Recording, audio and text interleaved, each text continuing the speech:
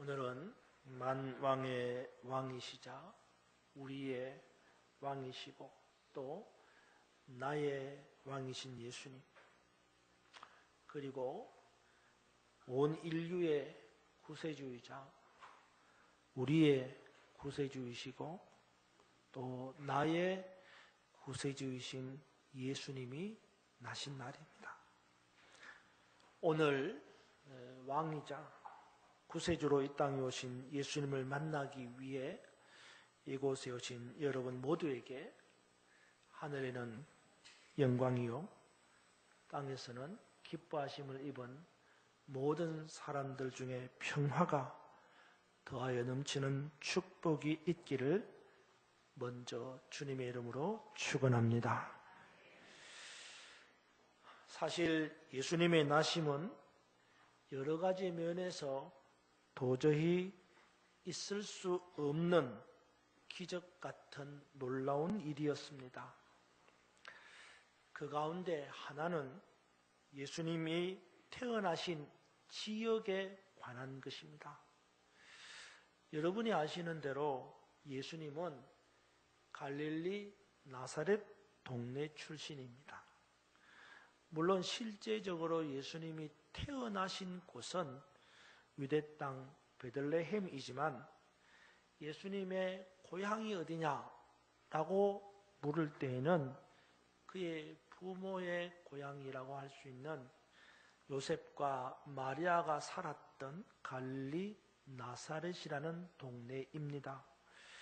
오늘 본문에서도 그런 흔적을 찾아볼 수 있습니다. 여러분 26절, 27절 한번 보십시오.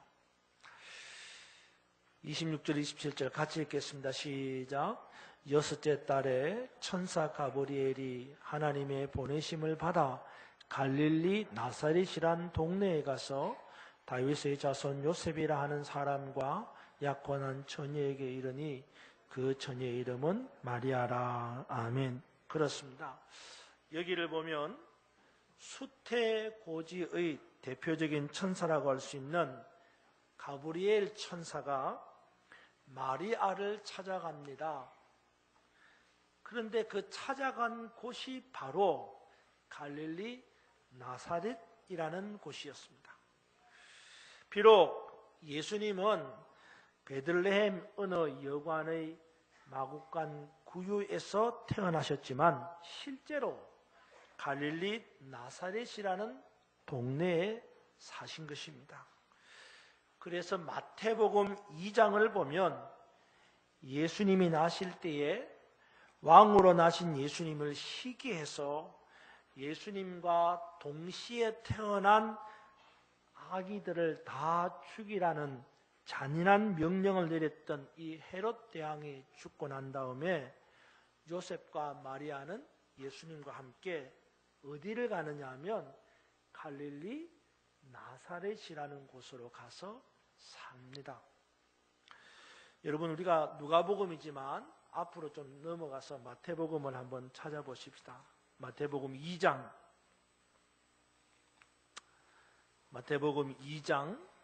23절을 한번 보시기 바랍니다.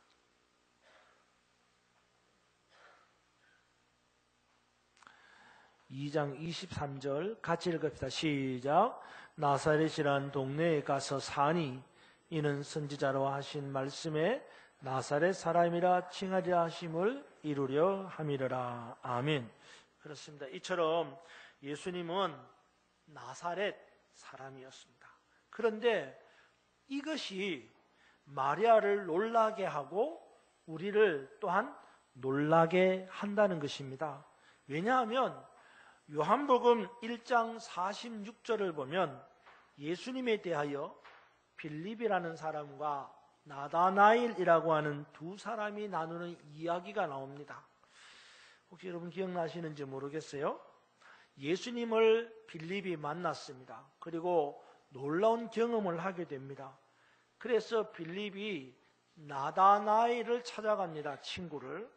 그리고 그 친구 나다나엘을 찾아가서 뭐라고 말하냐면 이렇게 말합니다. 나다나엘에게 모세가 율법에 기록하였고 여러 선지자가 기록한 그 일을 우리가 만났는데 그가 누구냐면 요셉의 아들이고 나사렛 예수다라는 겁니다. 그러자 나다나엘이 이 말을 듣고는 이렇게 대답을 합니다. 나사렛에서 무슨 선한 것이 날 수 있겠느냐? 빌립은 나다나엘에게 예수님에 대해서 두 가지 정보를 말합니다. 하나는 예수님은 모세가 기록하고 여러 선지자가 기록한 그 사람인데 그 사람은 누구냐 하면 요셉의 아들이고 또 하나는 나사렛 사람이다. 이 두 가지를 이야기합니다. 그러니까 빌립은 나다나엘에게 예수님은 요셉의 아들이고 나사렛 사람이다는 이 두 가지 정보를 말해줍니다. 그런데 나다나엘은 이 말을 듣고 이렇게 부정을 합니다. 뭐라고? 나사렛에서 무슨 선한 것이 나올 수 있느냐? 한마디로 말해서 나사렛에서 위대한 인물이 날 수 없다는 겁니다. 사실 요셉의 아들로서도 그 위대한 인물이 태어날 수 없다고 말할 수도 있습니다. 출신 성분이 중요한 그 당시의 풍습으로는 목수였던 요셉에게서 무슨 위대한 인물이 날 것입니까? 특별히 목수의 신분이었던 그 요셉에게서 무슨 왕이 나겠느냐 이 말이에요. 그런데 나다나엘은 출신에 대한 이 출신 신분에 대한 부정보다는 출신 지역에 대한 부정을 더합니다. 그래서 나사렛에서 무슨 선한 것이 날 수 있겠느냐라는 지역적 비호감을 드러냅니다. 나사렛에서 왕이 날 수 없다는 것입니다.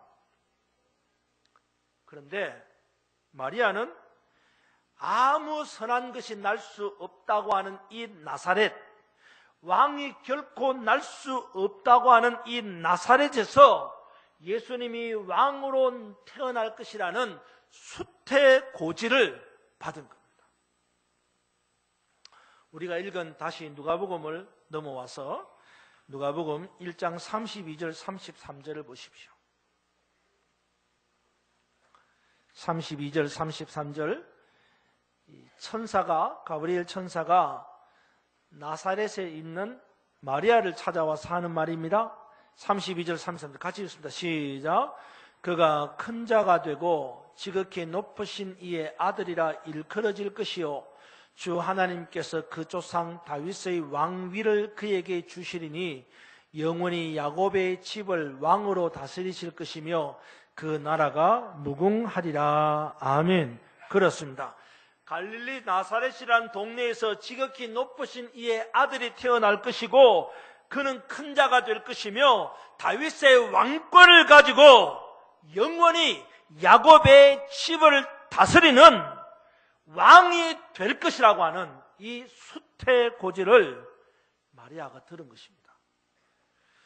정말로 놀랍고 놀라운 기적 같은 일이 아닐 수가 없습니다. 어찌 이 일이 있을 수 있으리까? 어떻게 이런 일이, 어떻게 이런 기적이 일어날 수 있겠느냐라는 말입니다. 다른 한 가지 놀라운 기적은 출신 지역이 아닌 예수님의 출생 그 자체입니다. 예수님은 성령으로 잉태되신 분입니다. 이것이 기적이고 놀라운 일인 것입니다. 마태복음 1장 23절을 보면 이렇게 기록합니다. 보라, 처녀가 잉태하여 아들을 낳을 것이요 그의 이름은 임마누엘이라 하리라 하셨으니 이를 번역한즉 하나님이 우리와 함께 계시다 함이라. 그렇습니다. 여기를 보면 예수님의 잉태를 이렇게 말합니다. 처녀가 잉태하여. 그러니까 처녀가 아기를 가졌다는 겁니다. 도대체 어떻게 이런 일이 일어날 수 있습니까? 이것이 기적이고 놀라운 일입니다. 오늘 본문에도 그와 같은 내용이 나옵니다. 우리가 누가복음 1장을 보았는데 34절을 보십시오. 34절을 같이 읽겠습니다. 시작. 마리아가 천사에게 말하되 나는 남자를 알지 못하니 어찌 이 일이 있으리까? 아멘. 마리아는 자신이 남자를 알지 못하는 처녀이기 때문에 내 몸에서 아기가 태어난다는 것은 있을 수 없는 일이라고, 도저히 있을 수 없는 일이라고 역설적으로 표현합니다. 어찌 이 일이 있을 수 있겠습니까?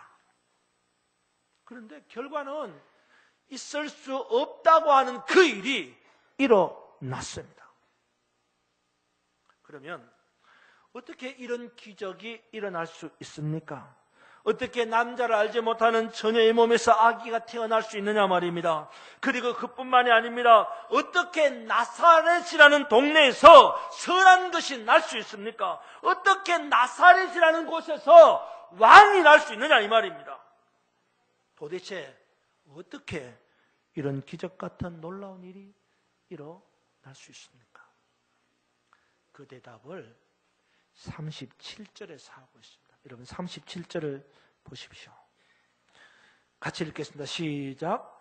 대저 하나님의 모든 말씀은 능하신 못함이 없느니라. 아멘. 그렇습니다. 어떻게 불가능한 일이 가능하게 되고 놀라운 일이 일어나게 되는가? 그것은 하나님의 말씀의 능력이라는 것입니다. 대저 하나님의 모든 말씀은 능치 못함이 없다는 것입니다. 한마디로 하나님의 말씀은 모든 것을 다 하실 수 있다라는 것입니다. 불가능한 일이 가능하게 되고 놀라운 일이 일어나게 되는 것은 바로 하나님의 말씀의 능력에 있다는 것입니다.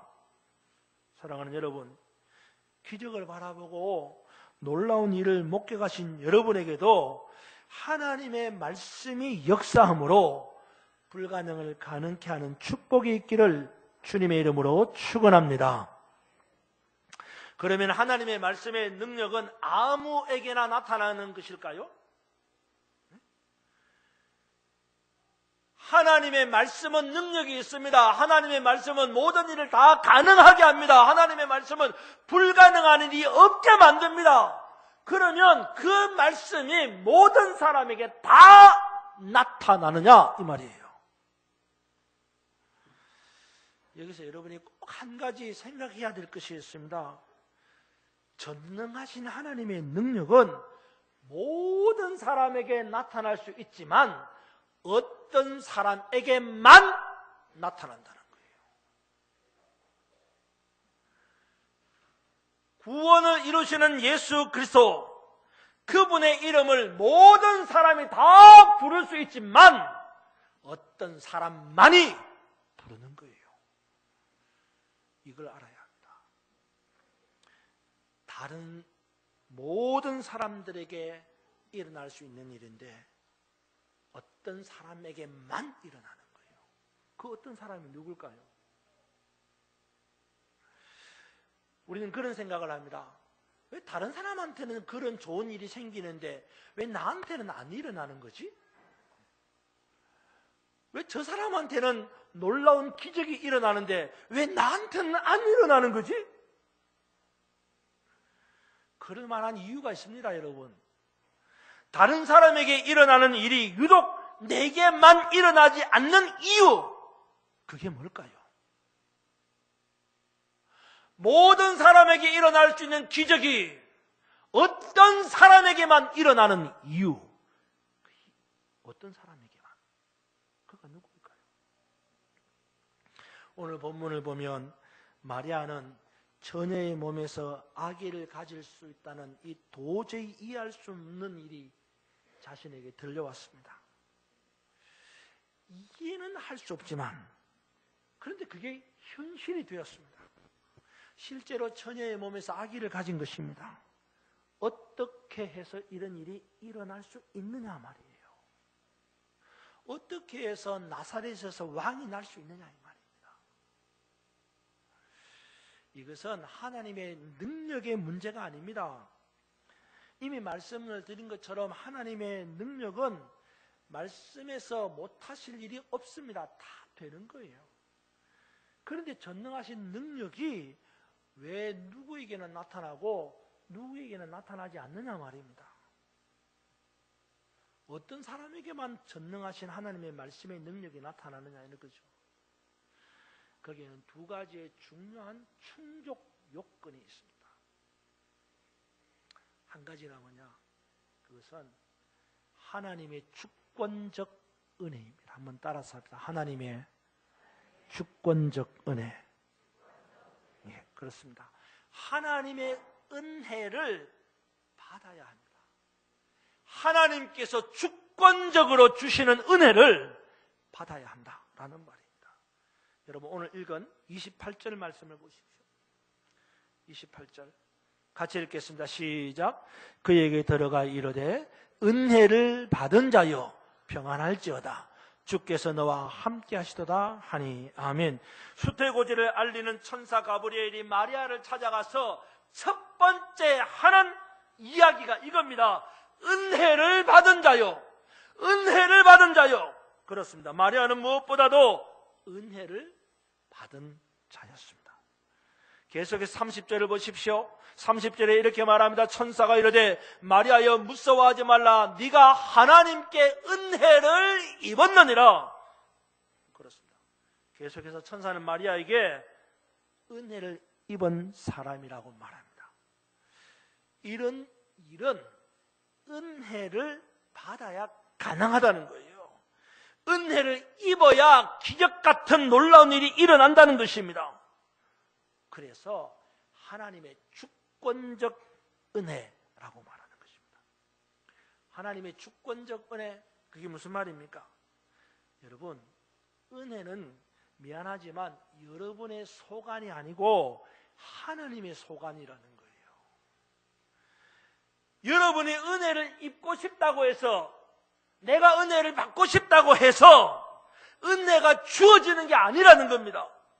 은혜는 주님께서 은혜 주실 만한 사람에게 주권적으로 베푸시는 거예요.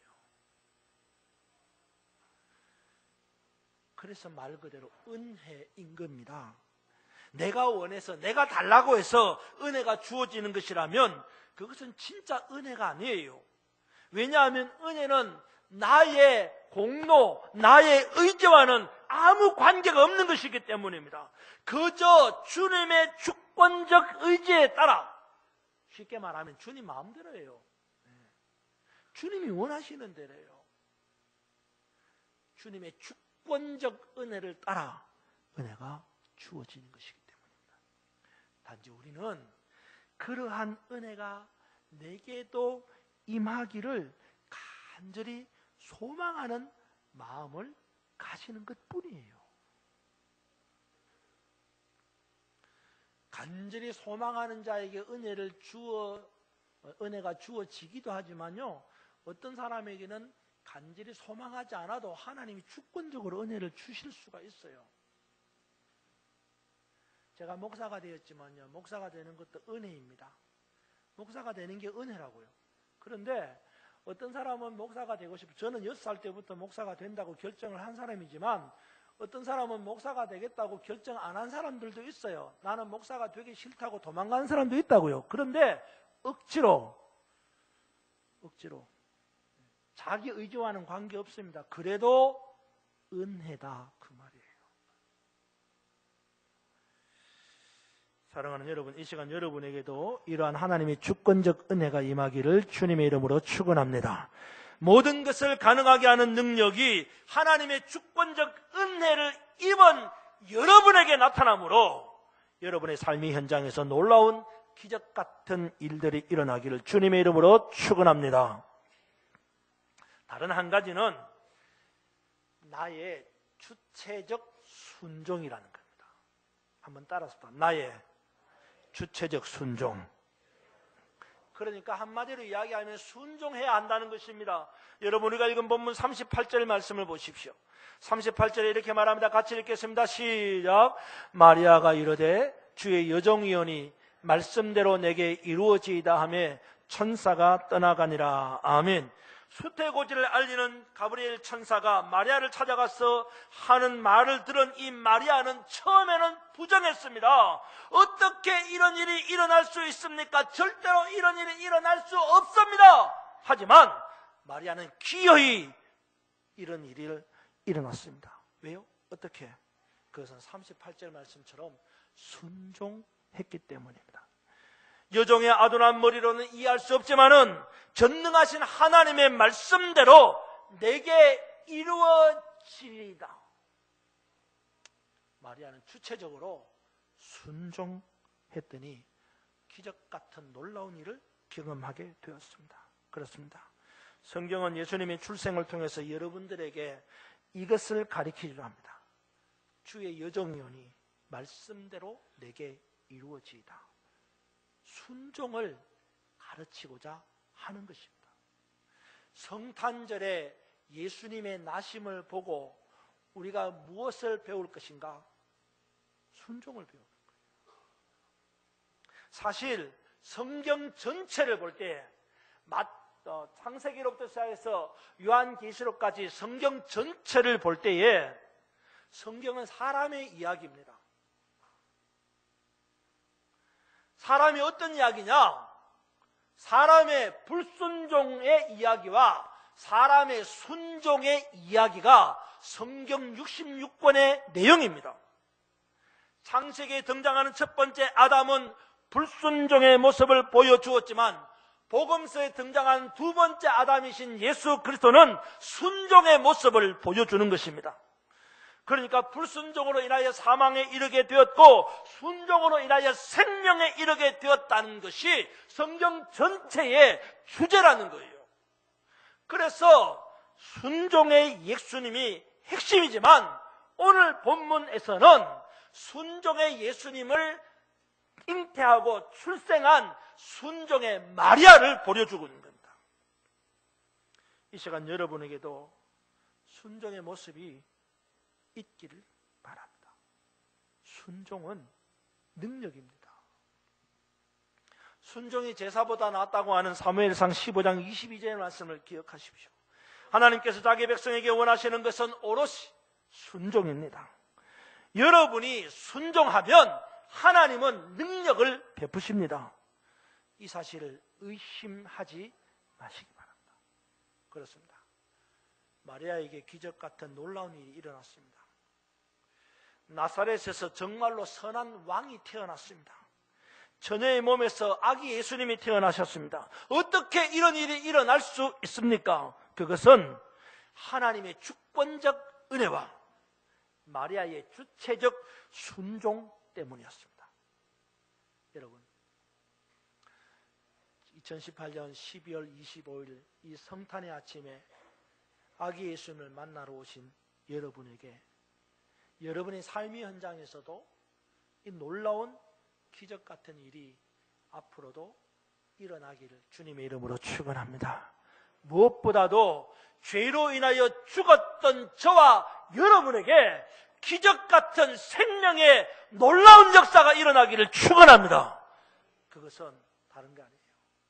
하나님의 주권적 은혜가 임해야 되고 여러분 모두에게 주체적 순종이 있어야 합니다. 이 성탄의 아침에 하나님의 은혜를 사모하며 순종을 결단함으로 이 성탄이 우리 모두에게 놀라운 기적 같은 성탄이 되기를 주님의 이름으로 축원합니다.